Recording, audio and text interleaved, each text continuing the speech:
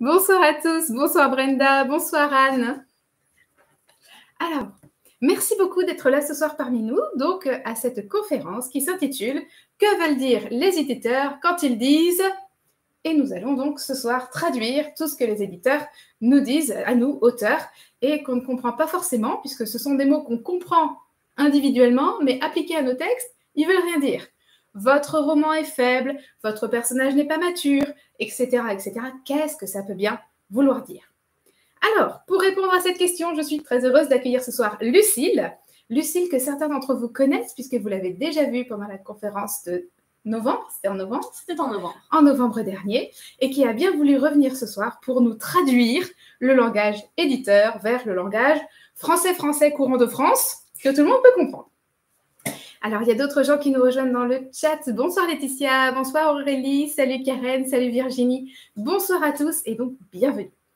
Alors, pour ceux qui ne nous connaissent pas, pour ceux qui n'étaient pas là à la conférence de novembre et pour ceux qui nous rejoignent pour la première fois ce soir, moi, je suis Roxane Dambre, donc je suis romancière, je fais du fantastique, des romans fantastiques.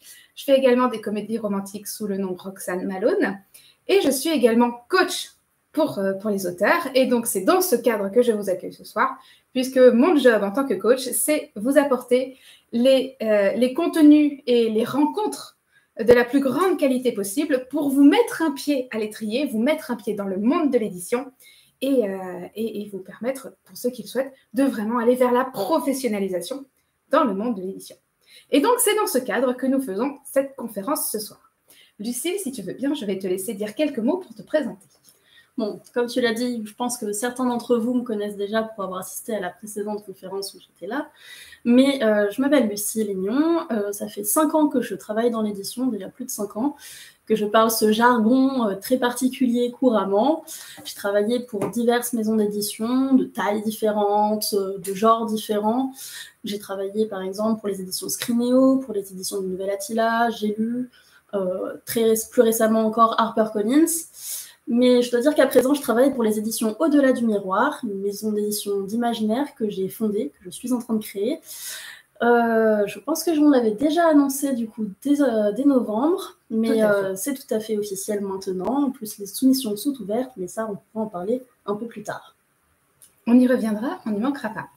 Alors, je vois dans le chat qu'il y a Elsa qui a une question. Si vous avez des questions, n'hésitez pas à les poser. Si on les voit à temps, je les poserai en même temps à Lucille de façon à ce qu'elle y réponde. Et si je ne les vois pas à temps parce qu'elles arrivent trop tard, n'hésitez pas à les reposer à la fin, puisque à la fin, il y aura une petite session questions-réponses où on répondra très volontiers à vos questions. Donc Elsa, n'hésite pas à poser ta question, il n'y a aucun souci, vous êtes tous très libres. C'est vraiment une soirée d'échange pour que tout le monde ait le plus de contenu et le plus de qualité possible adapté à ce que vous attendez. On est voilà en toute transparence, donc n'hésitez pas. Du coup, on va commencer. Yes. On va commencer. Alors, donc on a fait une petite liste de tous les mots d'éditeurs qui sont qu'on nous dit parfois et qu'on ne comprend pas forcément. La chose la plus fréquente, celle qui revient le plus souvent, c'est « ce roman est faible » ou « ce passage est faible ». La première fois que mon éditrice m'a dit ça, je l'ai regardée avec des yeux comme ça en disant « mais qu'est-ce qu'elle peut bien attendre de moi Qu'est-ce que ça veut dire? Est-ce que je dois poser des haltères sur mon roman et attendre que le roman se muscle ?» Donc, dis-nous Lucille, qu'est-ce que ça veut dire qu'un roman ou un passage est faible? Oui, bah, c'est sûr que c'est du vocabulaire un peu particulier, c'est du vocabulaire qu'on utilise souvent en comité de lecture. Vous n'avez pas forcément, vous, accès aux fiches de lecture qu'on rédige à la lecture de vos manuscrits, mais typiquement, ça, c'est une expression qu'on peut y retrouver.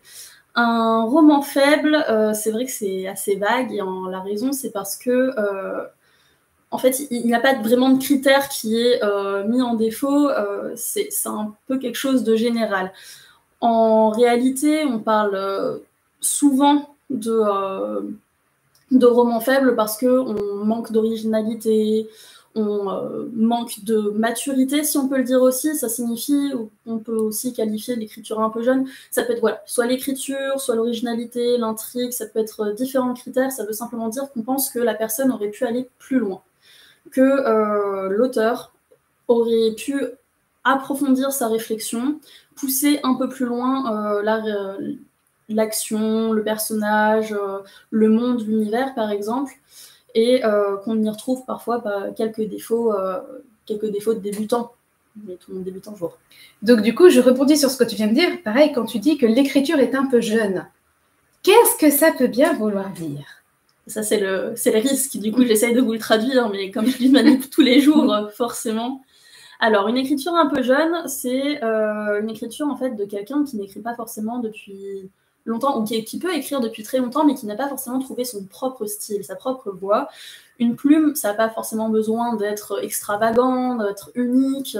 C'est quelque chose qui, en fait, retranscrit une vision du monde. Alors, c'est extrêmement vague, je suis bien d'accord avec vous, mais le terme jeune dénote qu'on a justement trouvé qu'il y avait quelque chose, qu'il y avait un potentiel, mais qu'on n'est pas encore là. Et ça signifie en gros que, en fait, il faut continuer à le travailler, et ça, il n'y a qu'une seule solution, il faut écrire. D'accord, très bien. Alors, de même, on entend parfois dans des retours d'éditeurs que l'histoire s'essouffle.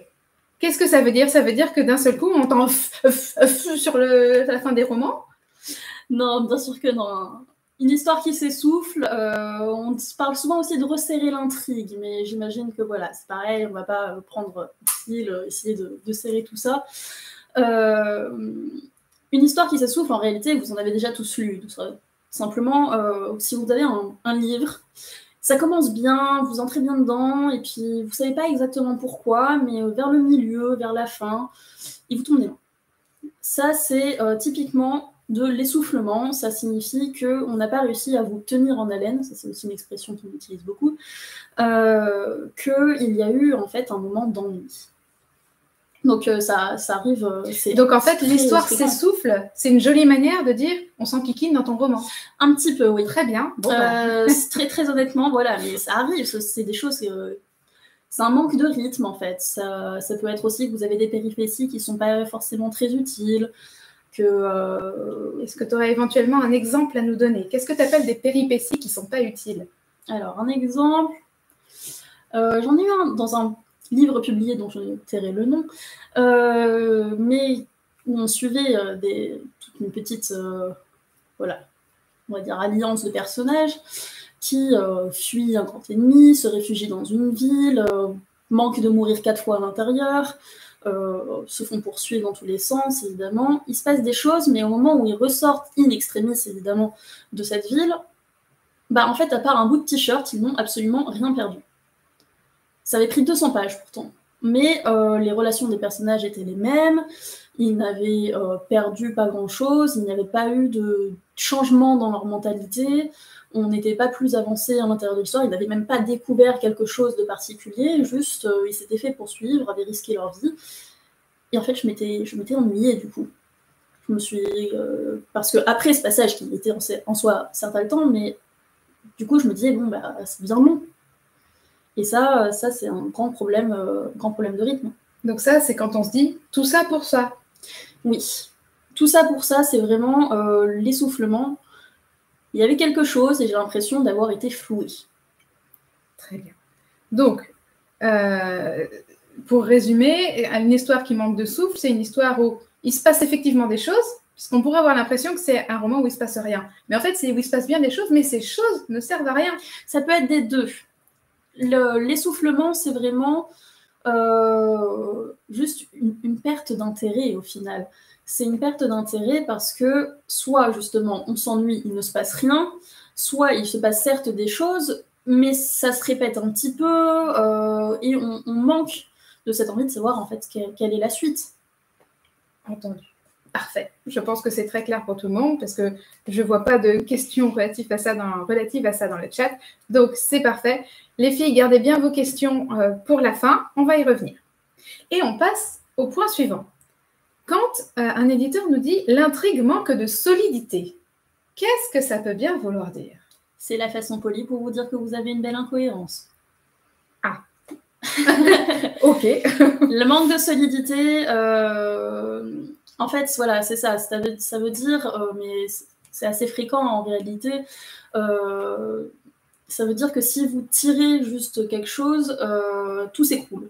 Si jamais vous, je sais pas, par exemple, un des grands classiques, pour ceux qui connaissent, c'est dans Le Seigneur des Anneaux, il y en a beaucoup qui se disent mais pourquoi ils n'ont pas pris les aigles immédiatement pour aller pour faire le voyage plutôt que de crapahuter pendant des mois et des mois. Ça, sans aller jusqu'à dire, même si je suis en train de le dire, que c'est une histoire, voilà, une intrigue un peu fragile, qui manque de solidité. Voilà, c'est... Bon, ensuite, comme on est fan, on fait semblant que, mais... On fait comme si on n'avait rien vu. Et on voilà, dit, ah, c'est cool que les aigles... C'est pas tout à fait justifié. Donc, une histoire qui manque de solidité, ça veut dire que tout n'est pas forcément justifié et que parfois, il suffit qu'on examine un petit peu plus pour se rendre compte qu'en fait, il y a des trous dans l'intrigue.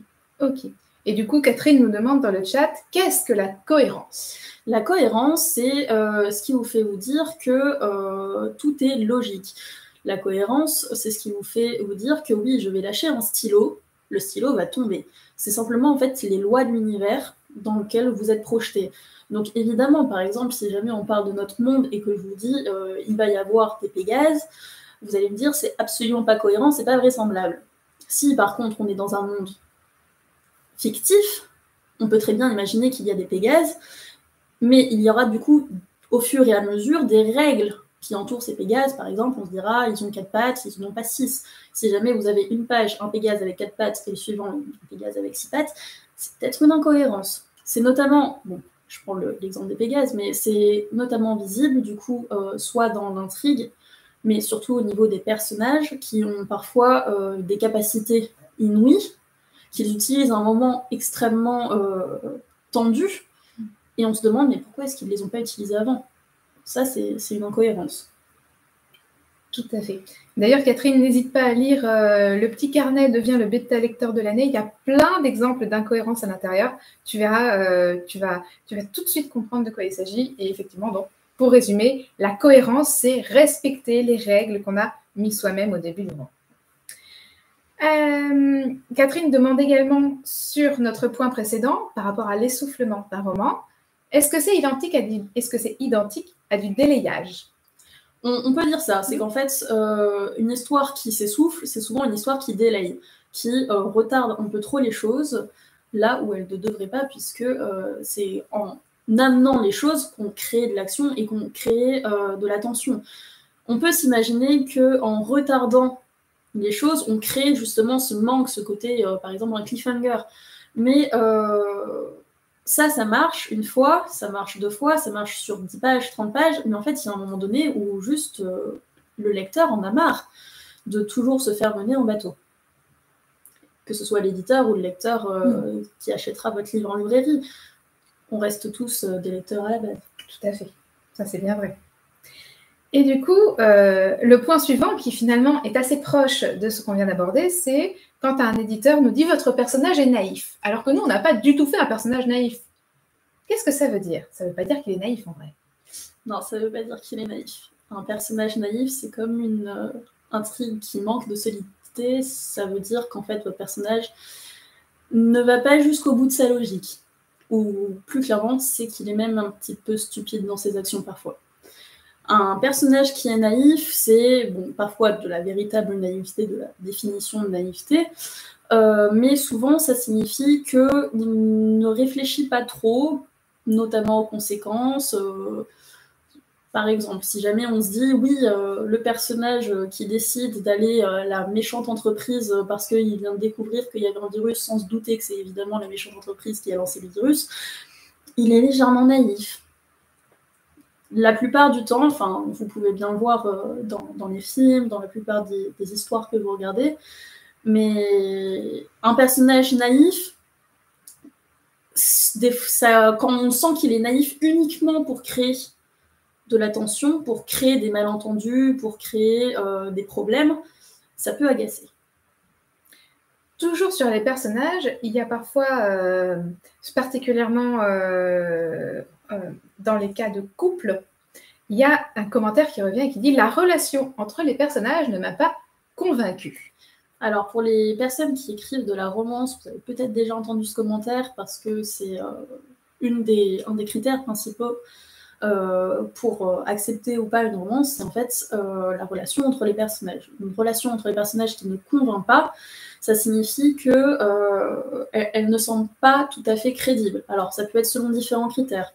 Peut-être qu'on ne sent pas l'alchimie entre eux, qu'en fait, on a l'impression que la relation semble forcée. Ça peut être que la relation va trop vite, par exemple, que c'est trop rapide. Ou ça peut être tout simplement que la relation ne respecte pas les codes du genre. Voilà. Donc, par exemple, la romance, c'est extrêmement codifié. Les sous-genres de romance, c'est encore plus codifié. Avoir un couple de personnages dans un autre livre, ça peut même pas être de la romance. Vous prenez on va dire, un héros qui est jeune, qui se découvre une voisine qui est une petite grand-mère déjantée, ça reste entre guillemets un couple de personnages, et si jamais on ne sent pas justement, par exemple, un aller-retour ou une complicité entre ces deux personnages, on trouvera que la relation ne convient pas. D'accord, ok. On a un autre type de commentaire qui revient de temps en temps, c'est « les enjeux ne sont pas clairs ». Les enjeux du roman ne sont pas clairs. Alors, les enjeux ne sont pas clairs. Enfin, à chaque fois, on vous parle évidemment de romans, mais si vous regardez autre part, que ce soit au niveau des séries, au niveau des films, vous retrouverez exactement les mêmes méthodes, puisque c'est de la narration. Les enjeux ne sont pas clairs, ça signifie que vous ne savez pas, en réalité, où est-ce que l'auteur veut vous amener. Où est-ce que vous amenez le lecteur, en fait, puisque est-ce que qui est véritablement méchant, quel est l'enjeu principal, et du coup ça signifie qu'en fait vos intrigues principales et vos intrigues secondaires sont mélangées, on ne sait pas laquelle est la principale et laquelle est la secondaire. Donc parfois ça peut avoir du bon dans le sens où il peut y avoir des effets de surprise par exemple, ou que ça signifie qu'elles sont extrêmement emmêlées. Mais la plupart du temps, ça signifie surtout qu'on ne sait pas exactement où on va et en gros, ce à quoi le lecteur est censé faire attention. D'accord, donc en fait, quand un éditeur nous dit « vos enjeux ne sont pas clairs », ça veut dire « ton roman, c'est le bordel ». Dit, on va dire, assez... voilà, c'est traduit assez grossièrement quand même. Mais le bordel, peut-être pas forcément. En réalité, ça signifie qu'il y a un flou, qu'il faut préciser, justement insister, peut-être par exemple faire des scènes qui concernent l'intrigue principale un peu plus longues que les scènes qui concernent l'intrigue secondaire. Si jamais le lecteur, en lisant votre scène, ne se pose pas la bonne question, il se demande est-ce que les personnages vont finir ensemble plutôt que est-ce qu'ils vont sauver le monde, c'est peut-être que du coup leur romance est censée, et le fil principal, et pas sauver le monde. Alors que vous souhaitiez peut-être le contraire. Alors, je vais revenir un tout petit peu aux questions, puisque Catherine pose une question sur... donc, on revient sur la relation qui n'a pas convaincu entre les personnages. C'est presque une question de conformisme par rapport à des attitudes humaines générales, alors, pour l'interrogation ? Oui, bien sûr. Après, de façon simple, tout ce qu'on lit reste on les lit avec notre vécu de lecteur. Donc, des fois, on peut lire des choses qui sont complètement déjantées, mais si jamais, je ne sais pas, quelqu'un tue l'enfant de quelqu'un d'autre et que la personne en a absolument rien à faire, on se dit qu'il y a un problème et que c'est pas convaincant, tout simplement. C'est une question de ressemblance, en fait. Exactement. Et nous arrivons à un retour que tous les auteurs connaissent, tous les auteurs qui ont déjà envoyé à une maison d'édition connaissent. On nous dit « Votre roman n'entre pas dans notre ligne éditoriale ». Ah oui, ça Qu'est-ce que ça veut dire? Parce que nous, on sait très bien qu'en fait, si, ça ressemble, ça va dans leur ligne éditoriale, parce que on a lu d'autres romans de cette maison d'édition et ça rentre dans la ligne éditoriale. Alors, pourquoi ils disent ça? Alors, bon, ça, les personnes qui ont assisté à la précédente conférence m'ont déjà entendu expliquer ce genre de choses. Mais en fait, ça signifie que effectivement, votre livre n'entre pas dans la ligne éditoriale, en tout cas dans la volonté éditoriale.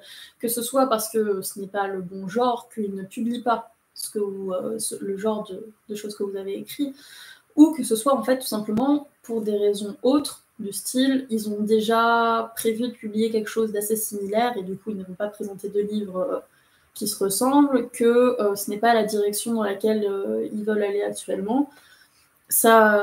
Ou alors sinon tu penses que le livre a besoin d'être retravaillé. Mais ça peut être en multitude de raisons, mais c'est vrai que c'est parfois assez opaque. Et du coup, Joël pose une question tout à fait appropriée dans le chat. Y a-t-il un ouvrage de référence qui reprend les codifications pour les genres littéraires, ou bien c'est au gré de l'éditeur? Il n'y a pas d'ouvrage spécifique. Dommage, parce que franchement, ce serait vachement utile. En fait, le problème de ce genre de choses, c'est que les éditeurs eux-mêmes ne sont pas tout à fait sûrs des codifications parce que ce sont des choses qui sont mouvantes. Si vous êtes allé du coup à l'école avec des cours de français et que vous aviez étudié par exemple les différents genres littéraires, vous avez connu le fantastique, le merveilleux, et ce genre de choses, et cette segmentation n'est pas du tout la même pour les éditeurs. En fait, un éditeur, ça reste avant tout un commercial. Il vend quelque chose, il vend un livre, mais il vend quelque chose et du coup, il va essayer de regarder selon un marché. Vous avez peut-être du coup entendu parler ces derniers temps du cozy crime, du cozy mystery. Avant, on parlait beaucoup de young adult. Ce genre de sous-genre, en fait, n'existait pas avant. La littérature, qui est maintenant cataloguée à l'intérieur, a toujours existé, mais ceci est une création purement marketing. Tout à fait, parce que le cozy crime, la première qu'on a fait, c'est Agatha Christie. Oui. Donc c'est pas tout neuf. C'est pas tout neuf du tout. Voilà. Et pourtant, c'est en train de fleurir, avec des codifications bien spécifiques. Du coup, Joël, si jamais tu veux connaître les codifications de genre littéraire, en fait, je te conseille tout simplement d'aller soit sur une librairie en ligne, soit dans une librairie physique, parce que la plupart des librairies juste divisent leur catalogue en différents genres. Notamment, plus la librairie est grande, plus la classification va être précise, mais ça reste la meilleure des façons. Tout à fait. Et d'ailleurs, si tu as un libraire dont tu es proche, Joël, n'hésite pas carrément à lui poser la question à lui. Oui. Voilà. Les libraires sont quand même assez calés sur comment ils rangent les romans, comment ils les classent, dans quelle section, etc. Donc, ce sont de bons conseillers pour ce genre de choses. Et je pense qu'il y a une petite nuance aussi dans la question de Joël qui demande du coup, est-ce que c'est au gré de l'éditeur ? C'est vrai que par exemple, un livre qui rentre dans plusieurs genres, c'est bien l'éditeur qui choisit. Il va se demander, est-ce que ce livre est plus à même de charmer, par exemple si c'est un polar scientifique, disons, plutôt un polar en science-fiction, un public qui lit du polar ou un public qui lit de la science-fiction. Parce que les deux rayons sont différents. Et ce n'est pas du tout les mêmes codes. Donc voilà, c'est l'éditeur effectivement qui choisit selon ce qu'il pense être le mieux pour l'avenir du livre. Et on a un petit mot de Carole qui dit « On essaye d'être calé, lol ». Carole qui est donc libraire et qui est une excellente libraire.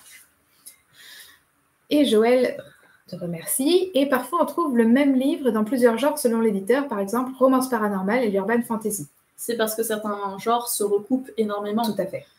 L'urban fantasy et la romance paranormale. Enfin, il n'y a pas d'urban fantasy sans romance paranormale. La romance paranormale est dans l'urban fantasy.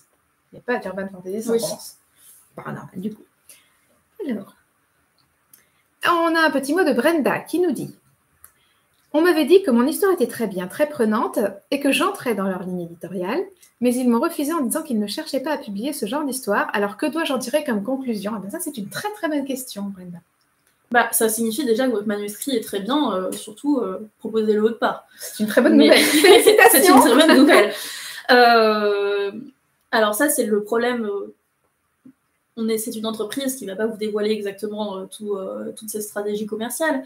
Mais s'ils disent que c'est très bien, que c'est très prenant, donc seulement des choses positives, et qu'en plus c'est dans leur ligne éditoriale, ça signifie qu'ils ne cherchaient pas à publier ce genre de choses, parce que soit effectivement ils ont déjà publié quelque chose de similaire, une maison d'édition évitera d'avoir deux choses trop similaires, puisqu'on pourrait les confondre, ça peut être difficile au moment de les défendre, par exemple sur les réseaux sociaux, avec des termes qui seront trop proches, en fait, tout simplement.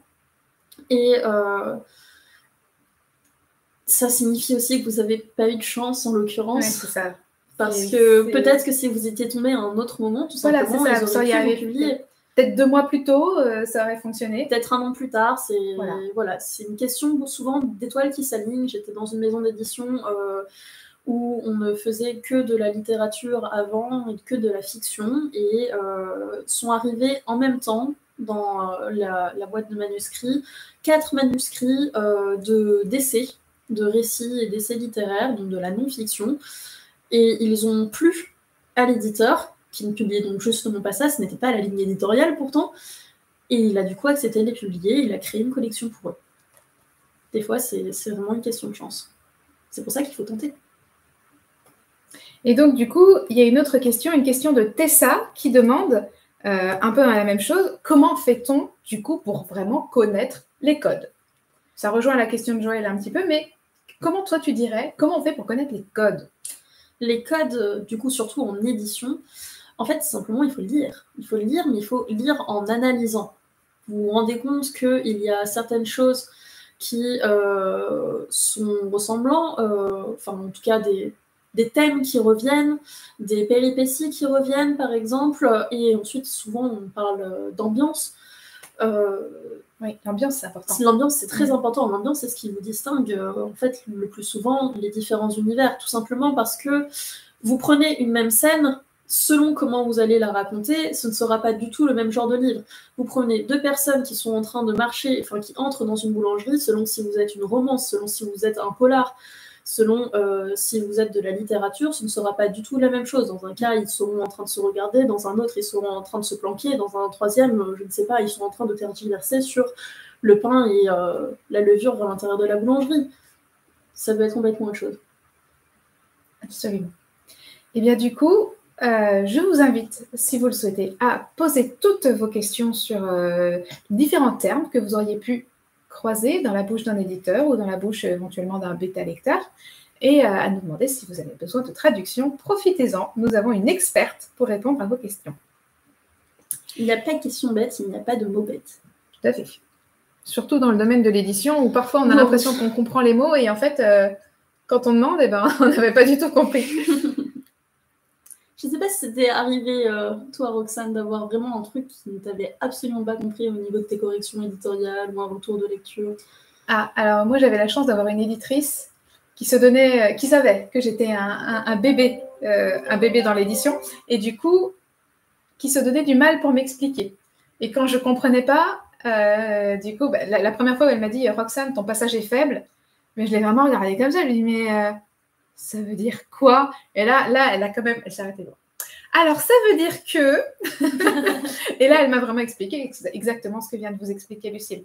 Et à chaque fois qu'elle m'a dit des mots du style « Alors, il faudrait resserrer ton intrigue », moi, je disais « Bien sûr, donc je prends une ficelle, je fais un nœud autour et je tire. » Et donc là, elle m'a expliqué ce que vient de vous expliquer Lucille. Non, pas du tout. Ça veut dire qu'il faut retirer les passages où on se dit tout ça pour ça. Voilà. On a un petit mot de Brenda qui nous dit, en tout cas, merci beaucoup pour vos mots, vous êtes adorables. Je suis un peu dégoûtée par rapport à ça, car c'était chez une grosse maison d'édition. Mais ça ne veut pas dire que c'est fini. Jamais, ne vous arrêtez jamais à un refus d'éditeur. Ah oui, ça ne veut rien dire, un refus. Vous savez combien j'en ai eu de refus? 42. J'ai eu 42 refus d'éditeurs et des grosses maisons, et des refus parfois extrêmement gentils, des éditeurs qui me disaient « On sent bien dans votre plume une future carrière de romancière, mais désolé, votre roman n'est pas pour nous, bisous !» Donc voilà, j'ai eu 42 refus avant d'avoir mon premier oui. Et voilà, et aujourd'hui, je suis traduite aux États-Unis, je suis traduite en Chine, je suis chez Calman Levy, chez Livre de Poche, j'ai reçu des prix littéraires, donc ne vous arrêtez pas à un refus, ça n'est en aucun cas un présage de votre future carrière. Oui, et puis, bon, du coup, moi, je parle de la position inverse, c'est la personne qui lit les manuscrits et qui parfois les refuse. C'est quelque chose qui nous brise en réalité souvent le cœur parce qu'on sait tout le travail que ça peut demander, on sait tout ce que, l'espoir que vous pouvez porter là-dessus. Et des fois, c'est simplement, les places sont chères. Les maisons d'édition, du coup, publient un certain nombre de manuscrits, mais c'est-à-dire pas tant que ça. Et sur ces manuscrits, il y en a beaucoup qui sont des manuscrits d'auteurs qui publient déjà. Donc les nouvelles places sont rares et il faut réussir à tomber au bon moment. Oui. Oui, c'est surtout une question de timing en fait. Oui. De timing et de rencontre, je dirais. De rencontre entre un éditeur et un texte. Je pense que oui, on peut dire ça. C'est une question de timing, c'est une question de rencontre. C'est une question aussi voilà, de volonté entre le lecteur, enfin l'auteur du coup, le lecteur, l'éditeur. Il y a des moments qui sont plus propices que d'autres. Clairement, par exemple, moi qui suis en train de monter ma maison d'édition, qui suis en recherche d'auteurs, je pense que je pourrais me pencher un peu plus sur la question des nouvelles plumes, contrairement à d'autres collègues. Oui, tout à fait. C'est sûr que quand on est une grosse maison d'édition avec une écurie, si je puis m'exprimer ainsi, déjà bien remplie, c'est difficile de faire entrer les nouvelles têtes. Plus que quand on est une nouvelle maison d'édition. Bah, bien sûr, enfin, je veux dire, c'est toujours une question d'échange, ouais, tout simplement. Néanmoins, c'est possible. Oui, bien sûr que c'est possible. Ok. Eh bien, j'ai l'impression qu'il n'y a pas de questions dans le chat relatif à ça, donc je pense que ça a été très clair pour tout le monde. Lucille, j'aimerais qu'on revienne sur quelque chose que tu as abordé tout à l'heure. Tu es en train de monter ta propre maison d'édition. Effectivement. Est-ce que tu pourrais nous en dire 2 mots ? Bien sûr. Alors, je ne sais pas si beaucoup d'entre vous écrivent de l'imaginaire, mais donc j'ai décidé de lancer ma propre maison d'édition qui s'appellera Au-delà du miroir. Roxane pourra du coup vous donner toutes ces informations. C'est une maison d'édition d'imaginaire, donc tout ce qui est science-fiction, fantasy, fantastique. Le meilleur. Le meilleur, bien sûr. Un genre qui est parfois sous-estimé, mais qui ne devrait pas l'être. Loin de là. Ce serait une maison d'édition francophone. Et je penserais la lancer en octobre, avec le premier roman en octobre, le mois de l'imaginaire. Mais du coup, pour ça, il me faut quelques manuscrits, un catalogue à remplir. Parce que... Oui, parce qu'un roman, ça met du temps à se préparer. Un roman, ça met du temps. Un éditeur, ça se doit d'accompagner son auteur, ça se doit d'accompagner un texte, du manuscrit du coup jusqu'à après la publication, puisqu'il y a toute la question de la promotion, il y a du conseil, il y a une question de carrière tout simplement. C'est professionnel tout ça. Un éditeur, c'est un professionnel, un auteur, ça devient un professionnel, ou ça peut déjà être un professionnel. Donc c'est quelque chose qui se travaille, qui s'améliore, et pour ça il faut réussir à trouver les bonnes personnes. Et alors, du coup, j'ai une question de Barbara qui demande « Mais qu'est-ce que c'est une maison d'édition francophone ?» Une maison d'édition francophone, alors déjà, ça veut dire que c'est une maison d'édition gérée par quelqu'un de francophone, et ça signifie que, c'est mon cas, vous l'aurez compris, et ça signifie aussi voilà, qu'on peut publier des manuscrits de personnes qui ne sont pas forcément françaises, habitant en France. Ça peut être une amie suisse, canadienne, ou amis suisse, amis belge, amis de l'Afrique francophone, amis canadiens, c'est le moment. Francophone, ça veut juste dire que c'est écrit en français, mais pas forcément par une personne française. Tout à fait.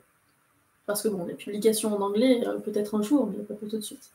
Et donc, du coup, toi, tu accompagnerais des auteurs, tu cherches d'ores et déjà des manuscrits pour accompagner les auteurs pour un premier roman, pour des premiers romans peut-être, à sortir en octobre prochain. C'est ça. Qu'est-ce que tu cherches dans les romans que tu aimerais recevoir ? Bah, avant tout, c'est tous ces mots d'éditeurs qu'on vous a traduits, eh bien, je voudrais ne pas avoir à les dire pour vos manuscrits. Puisque un manuscrit, en fait, ça a toujours du potentiel, et la question, c'est de savoir à quel point on peut le retravailler, à quel point on peut l'aiguiller. Beaucoup de maisons d'édition, en fait, refusent de publier des manuscrits tout simplement parce qu'ils considèrent qu'ils n'ont pas le temps de pousser l'auteur, de lui donner des indications, de lui donner des conseils tout simplement, alors que tout texte n'est pas à jeter à la poubelle. Tout texte est publiable, avec plus ou moins de retravail, mais pour peu que... Alors, à moins que ce soit forcément un plagiat, mais dans ce cas-là, c'est parce que c'est illégal. Oui. Oui, et là, vous allez aller en prison, alors attention. Très attention. Votre manuscrit peut être publié.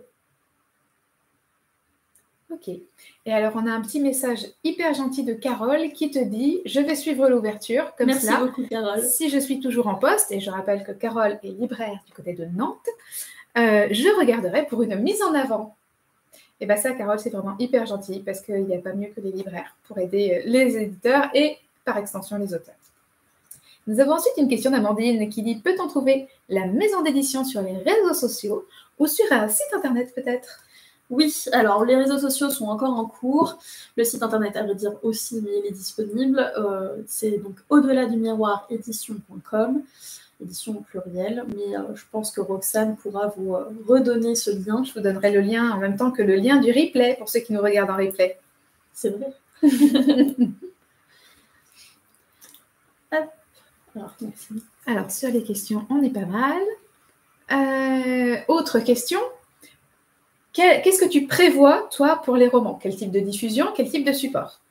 Alors, c'est une maison d'édition totalement indépendante, à échelle tout à fait humaine, qui, je pense, va pouvoir s'agrandir par la suite, mais donc pour l'instant, a une équipe extrêmement réduite. Donc, on va privilégier beaucoup le numérique. Désolée, Carole, mais on va aussi faire du papier, évidemment. En réalité aussi, pourquoi une des raisons pour lesquelles je voudrais privilégier le numérique, c'est parce que ce n'est pas intuitif, mais vous savez, le numérique, c'est ce qui avantage le plus les auteurs. Le numérique, en fait, sur un livre grand format, un auteur touchera un 1,10 €, maximum 2 €, là où il touchera la même somme, si ce n'est plus, sur un livre numérique, pourtant vendu beaucoup moins cher. C'est une question d'intermédiaire, c'est une question de papier, c'est une question de beaucoup de choses, mais c'est aussi une question purement économique et écologique en réalité. Je pense que tout le monde est au courant, voilà, pour les infos, les questions de crise de papier, ce genre de choses.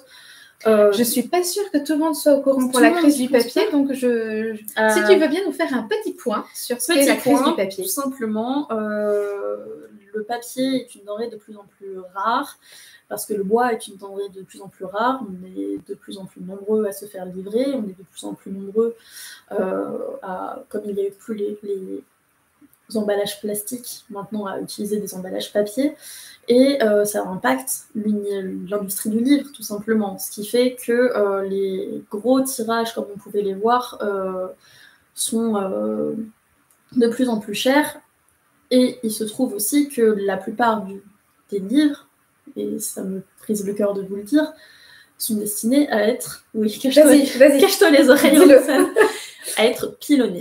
Mon Dieu, tu l'as dit. Détruits. La plupart des livres, lorsqu'ils sont retournés, vont être simplement purement détruits. On estime que c'est 50% des stocks qui sont détruits. Exactement. Donc un livre sur deux qui est imprimé va être détruit avant même d'être lu. Voilà, je l'ai dit. Tu l'as dit, Roxane. Donc voilà, pour contrer ça, le numérique est une solution. L'impression à la demande ou en petit stock, comme je prévois de le faire, est aussi recommandé, mais ce n'est pas forcément donné à tout le monde. Tout à fait, tout à fait. Alors, moi, je le dis de façon très libre parce que je pense que l'omerta qui règne sur le monde de l'édition ne devrait pas exister. Moi, 75% de mes revenus viennent de l'édition numérique. Donc voilà, c'est vraiment pas quelque chose de négligeable. Quand maintenant les éditeurs annoncent qu'ils vont faire essentiellement du numérique, moi j'ai envie de dire, du point de vue des auteurs, c'est vrai qu'on a encore dans la tête cette image de « ouais, mais le papier c'est prestigieux ». C'est vrai que le papier c'est prestigieux, mais concrètement, si vous voulez vivre de votre plume, n'allez pas chez un éditeur qui fait que du papier. Hein. Faites les deux, numérique et papier. Parce que c'est comme ça que vous allez réussir à vivre de votre plume. C'est très difficile. Les questions pleuvent. Alors, n'hésitez pas, je réponds à tout. C'est parti. On a une question de Tessa. Tessa qui demande, est-ce qu'une romance paranormale aurait sa place aux éditions Au-delà du miroir? Alors, à partir du moment où c'est imaginaire, c'est-à-dire que ça inclut un élément de science-fiction, de fantasy ou de fantastique, je suis tout à fait preneuse. Les seules choses que je ne publie pas, ce sont de la jeunesse, c'est-à-dire que si c'est pour un public en deçà de 15 ans, je ne me prononcerai pas là-dessus. les essais, la non-fiction, ce genre de choses. Je ne publie que les romans en imaginaire, y compris la romance paranormale. Avec. Nous avons une question de Karen qui dit « Est-il vrai que les maisons d'édition passent de plus en plus de temps sur des sites tels que Wattpad pour chercher des nouveaux manuscrits? Est-ce un moyen efficace pour se faire remarquer par les éditeurs ?» Très honnêtement, oui et non. Je te dis ça aussi. Très honnêtement, oui et non, ce qui est je l'avoue, une réponse un peu mesurée. Les maisons d'édition passent effectivement de plus en plus de temps sur les sites tels que Wattpad ou les sites en ligne, mais en réalité, ce n'est pas nouveau du tout. Les maisons d'édition passaient énormément de temps avant à, par exemple, éplucher les concours d'écriture, à éplucher les journaux, peu importe, enfin, à juste regarder tout ce qui pouvait s'offrir d'écrits en dehors de leur soumission, et il y a de grands auteurs qui ont été trouvés par ce biais-là. Il se trouve que Wattpad, c'est l'équivalent moderne, et donc ils passent beaucoup de temps sur Wattpad. Ensuite, de là à dire que ça va pas être une stratégie d'être sur Wattpad pour pouvoir se faire repérer... C'est comme de jouer au loto et d'espérer être riche. Alors, je pense qu'il y a quand même moins de chance au loto. Quand tu vois le nombre de textes qu'il y a sur Wattpad, c'est ça. Il y a de plus en plus de monde. Il faut pouvoir en fait émerger là-dedans. Et au final, le problème est le même que pour les manuscrits, si ce n'est qu'en plus, plutôt que de soumettre votre manuscrit, vous attendez. Vous êtes dans une position d'attente. Personnellement, je pense que ça peut être quelque chose qui peut être bien si jamais vous avez envie de partager votre texte, si jamais vous avez envie d'avoir des retours de lecture, mais ce n'est pas, si vous allez sur Wattpad, ce n'est pas pour être repéré par une maison d'édition. Voilà. Cela peut arriver, mais ça ne doit pas être la finalité. C'est-à-dire que le seul moyen d'être vraiment repéré facilement sur Wattpad, c'est d'avoir une communauté de lecteurs absolument énorme. Ça va attirer l'œil des éditeurs. Pour le reste, voilà, c'est plus compliqué. Nous avons Carole qui nous dit « Ah, je fais de la promo sur les liseuses aussi !» Donc, Carole, notre libraire, qui fait aussi de la promo sur les liseuses. Et les liseuses commencent à bien s'ancrer dans les habitudes de lecture. Ah ouais, effectivement. À vrai dire, ils ont fait une étude en 2020 pour certaines situations qu'on connaît également avec le confinement. Il y a plus d'1 million de Français qui se sont mis à la lecture numérique. 1 million, c'est quand même assez énorme. On a ensuite une question de Jeanne. Jeanne qui demande, dans le cadre des éditions Au-delà du miroir, est-ce qu'un premier tome de trilogie te serait intéressant alors que les 2 suivants ne sont pas terminés? C'est une question qu'on me pose assez souvent. Est-ce qu'il vaut mieux proposer un premier tome ou la trilogie entière? Et pour ça, comme d'habitude, ça dépend. Je suis désolée pour ce genre de réponse, mais c'est la vérité. En fait, c'est que ça dépend de la personnalité de l'éditeur, de ce qu'il recherche. Un éditeur qui voudra publier en bloc se dira que ça pourrait être mieux d'avoir les 3 tomes en même temps. Personnellement, moi, les 2 peuvent m'intéresser parce que ça signifie simplement que si jamais il y a quelque chose à changer dans le premier tome, il va falloir peut-être réécrire les 2 suivants. Donc, c'est peut-être avoir fourni énormément de travail pour finalement le défaire, et ça peut être quelque chose de très frustrant. Donc, si l'auteur est prêt à le faire, en réalité, pourquoi pas, mais c'est vrai qu'il peut sembler être plus efficace de démarcher un éditeur avec un premier tome uniquement et une idée de ce qui va se passer après, parce que si jamais l'éditeur est intéressé par la publication du premier tome et du coup des suivants, il pourra donner des conseils dans la direction à donner au tome suivant. Pour avoir été dans ce cas, je peux vous dire qu'il faut plus qu'une idée. Il faut un synopsis complet et il faut avoir démontré qu'on est capable d'écrire plus qu'un roman. Parce que la majorité des auteurs, en fait, des jeunes auteurs, écrivent un roman et après c'est tout, c'est terminé, ils n'écrivent plus jamais rien. Donc arriver avec un premier tome et dire « j'ai pas encore écrit les suivants », c'est pour l'éditeur le risque de dire « ah ouais, mais si jamais il n'écrit jamais les suivants ». Donc, il faut pouvoir fournir des idées, un synopsis qui est quand même assez complet sur la suite, et aussi apporter la preuve que si, je vais être capable d'écrire ce 2e tome et ce 3e tome.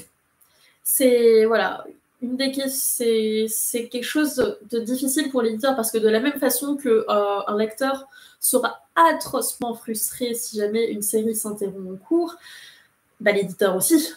Et donc ça, c'est voilà. Le positif d'avoir proposé les 3 tomes directement, c'est que vous montrez que vous êtes capable d'écrire autant, que ce sera fini, que c'est déjà fait, en fait, tout simplement. Et d'un autre côté, si jamais il y a des corrections à faire, ça veut dire que vous allez devoir retravailler un certain temps. Alors ensuite, nous avons une question de Carole qui dit, du coup, si vous êtes invité sur un salon, vous auriez un stock papier possible? Merci pour ta question, Carole. Oui, je reviendrai vers toi oui. un peu plus. Je pense que oui, effectivement, mais tout ce genre de choses logistiques est très long à mettre en place. Donc, j'espère pouvoir donner une réponse plus définitive à ça très rapidement. Mais on a des exemples de maisons d'édition qui fonctionnent de la même façon. Hein, c'est vrai, c'est par exemple les éditions MXM Bookmark ou juste Bookmark marchent de la même façon et elles ont, on va dire, succès assez retentissant. Voilà, elles ont beaucoup de succès et Bookmark est très présent sur les salons et il y a toujours des livres papier à vendre, bien entendu. Il y a toujours des stocks. Question d'Aurélie. Peut-on soumettre à nouveau un manuscrit à une maison d'édition s'il a été retravaillé, par exemple? Vous pouvez le tenter. Je ne sais pas ce que je vous conseillerais forcément. Parce que c'est le problème de l'opacité de la réponse. Hein, si vous ne savez pas exactement pourquoi votre manuscrit a été refusé. Si votre manuscrit a été refusé parce qu'il y avait quelque chose qui a déjà été publié dans le même genre, ou qu'ils avaient... c'est une question stratégique purement au niveau de la ligne éditoriale. Dans ces cas-là, vous avez beau le reproposer, ça ne servira pas à grand-chose.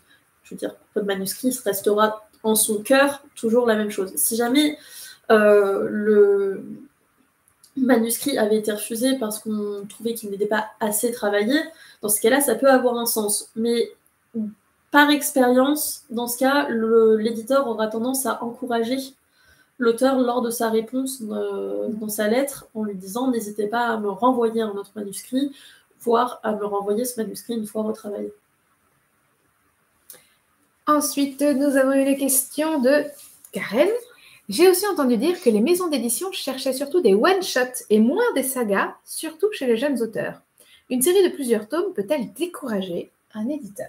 Alors, on retrouve un petit peu la réponse pour la trilogie. En fait, un one-shot et une saga, ce n'est pas du tout le même marché. Un one-shot, c'est plus facile à défendre parce que c'est moins de risques, c'est moins... Pas besoin justement de continuer la série, parce qu'il n'y a pas de série, et donc d'avancer des frais. Une saga, ça coûte simplement plus cher. Ça fait plus de couverture, plus de corrections, plus d'impression, plus de tout. Mais d'un autre côté, une saga, c'est très intéressant pour un éditeur aussi, parce que si jamais le premier tome marche, justement, eh bien, c'est un succès garanti pour les tomes suivants, même si on perd toujours quelques lecteurs à chaque tome, ça signifie qu'on a de plus en plus de chances d'avoir un succès. Du coup, c'est toujours une question de stratégie. Il n'y a pas de bonne réponse à ce genre de choses. Concrètement, si vous avez envie d'écrire des sagas, écrivez des sagas. Si vous avez envie d'écrire des one-shots, écrivez des one-shots. En fait, le plus important, c'est que vous fassiez quelque chose qui vous amuse et dans lequel vous croyez, parce que ça se sent. Je vous le jure, ça se sent. Il y a des livres que j'ai lus où, quand j'ai contacté l'auteur derrière, des auteurs qui étaient du coup déjà maison, mais avec qui j'avais déjà travaillé, je lui ai dit « Mais est-ce que tu t'es amusé au moment d'écrire ce texte ?» Il m'a dit « Honnêtement, non. Je l'ai fait parce que je me suis dit que c'était ça que je voulais faire, j'avais cette idée, mais plus je la développais, moins je m'amusais. » Ça s'est senti. Il a fallu beaucoup retravailler son texte derrière. On avait du coup déjà prévu de publier de toute façon. Mais ça n'a pas été son plus gros succès, loin de là. Ce sont des choses qui arrivent. Écrivez pour vous faire plaisir. Alors, ensuite, nous avons des messages. Merci pour votre réponse. Merci beaucoup. Ok, très bien. Avez-vous encore des questions? C'est le moment. Est-ce que toi, Lucille, tu vas ajouter quelque chose au sujet de cette maison d'édition? Alors, de toute façon, je pense qu'en plus de l'adresse du site, je pourrais vous transmettre mon mail personnel. Ça veut dire que si jamais vous avez d'autres questions, que ce soit sur la maison d'édition, pour une soumission, mais aussi simplement pour que je puisse vous éclairer sur quelque chose qui vous est arrivé, n'hésitez pas, tout simplement. Bon, Roxane est de toute façon de très très bons conseils, mais c'est vrai que deux côtés de la barrière. Tout à fait. Alors, nous avons une question de Joël. Joindre un recueil de nouvelles avec le premier volume d'une saga, cela pourrait-il encourager l'éditeur à y prêter attention? Les nouvelles, c'est quelque chose de très particulier dans l'édition, presque un petit peu tabou, à vrai dire.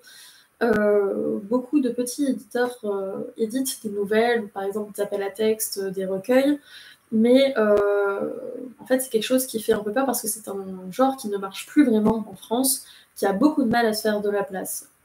À partir du moment où c'est une soumission, je vous conseillerais de plutôt mettre uniquement le premier volume de la saga, ainsi que éventuellement les synopsis des tomes suivants, plutôt que le recueil de nouvelles, parce que il ne pourra pas lire le recueil de nouvelles.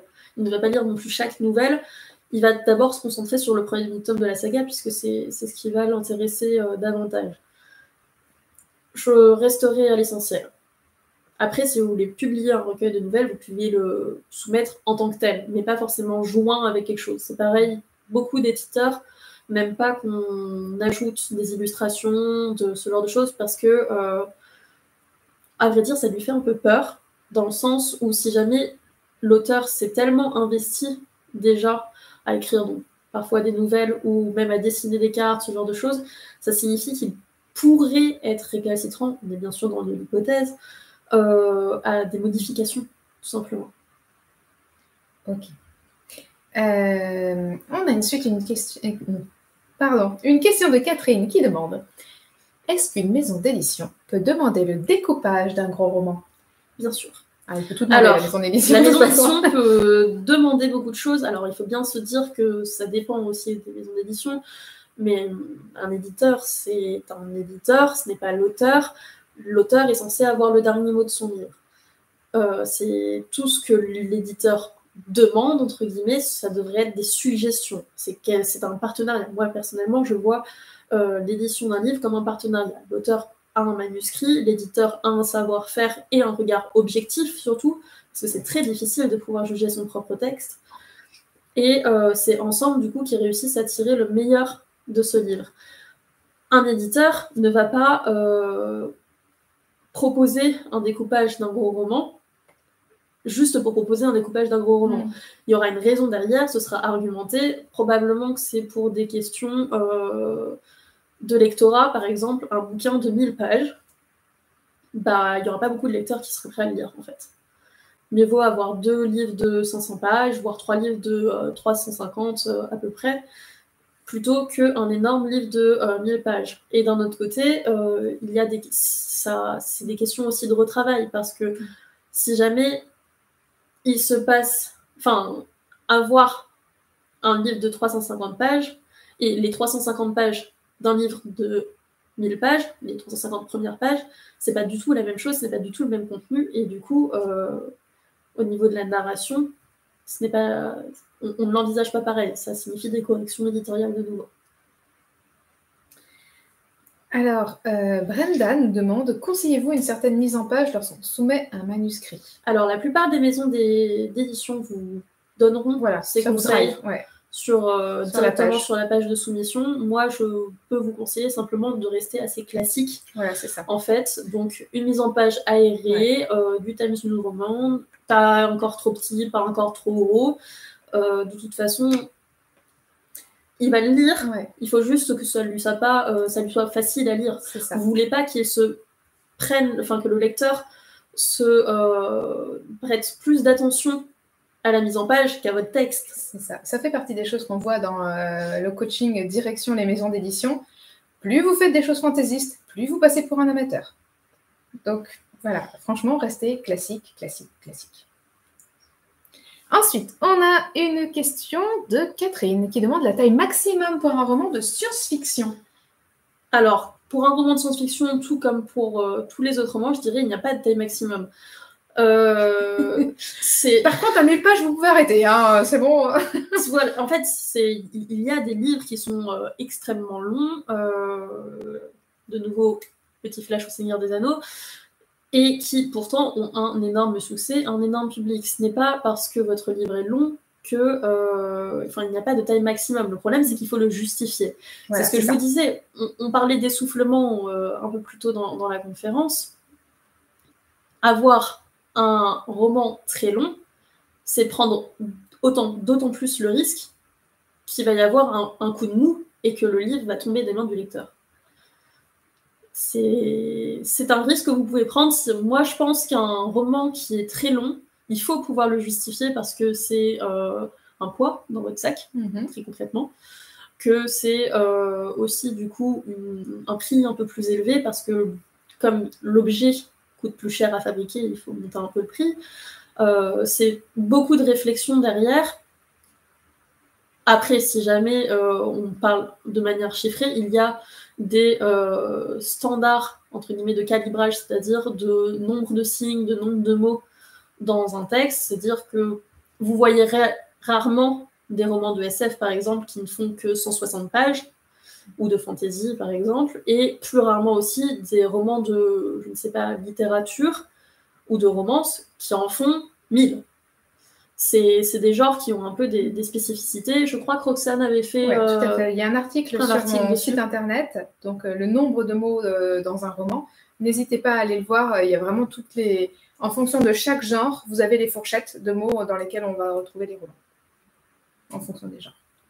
N'hésitez pas aussi à regarder tout simplement la page de soumission des éditeurs qui sont spécialisés dans ce genre. Moi, par exemple, du coup, je n'ai pas forcément de restrictions à ce niveau-là, mais il y en a d'autres qui préfèrent avoir des romans à peu près calibrés et du coup vous diront entre tant et tant de signes.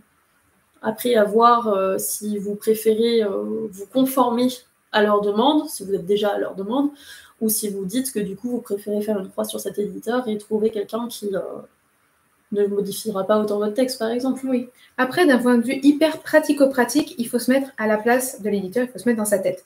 Un jeune auteur, déjà, c'est difficile à vendre parce que personne ne le connaît.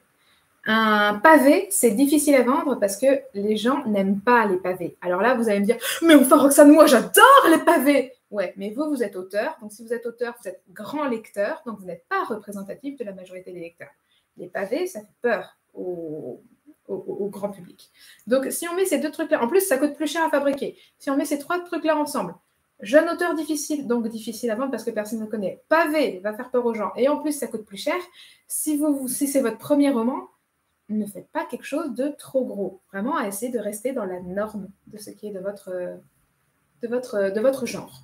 Après, de toute façon, là, on parle d'un manuscrit fini. Oui. Quand vous êtes sur votre premier jet, lorsque vous êtes en train d'écrire, éclatez-vous. Faites tout ce que vous voulez, faites toutes les périspéties que vous voulez. Il sera toujours temps derrière, au moment de vos corrections, puisque il ne faut jamais envoyer un premier jet simple directement à l'instant que vous avez posé le point final à un éditeur, parce que juste ça sentira entre le moment où vous avez commencé votre roman et le moment où vous avez fini votre roman, vous avez évolué. Vos idées ont évolué, vos personnages, votre intrigue, à peu près tout a évolué. Rien n'est pareil, et du coup, il faut le reprendre. Tout à fait. Et j'ai l'impression que nous sommes arrivés au bout des questions. Je vérifie, mais normalement, c'est bon. Ok. Eh bien, ma foi, je pense que nous allons en rester là pour ce soir. Un mot pour la fin, Lucille. Un mot pour la fin. Merci beaucoup de m'avoir accueilli, Roxane. Merci beaucoup d'être venue aussi nombreux ce soir et de nous avoir posé autant de questions si pertinentes. Je pense que vous aurez de mes nouvelles par l'intermédiaire de Roxane, mais surtout, n'hésitez pas non plus à m'en poser. Et il ne reste plus qu'à souhaiter longue vie aux éditions Au-delà du miroir. Et merci à tous d'être venus ce soir. Merci pour votre participation. On vous embrasse et on vous dit à bientôt. Au revoir.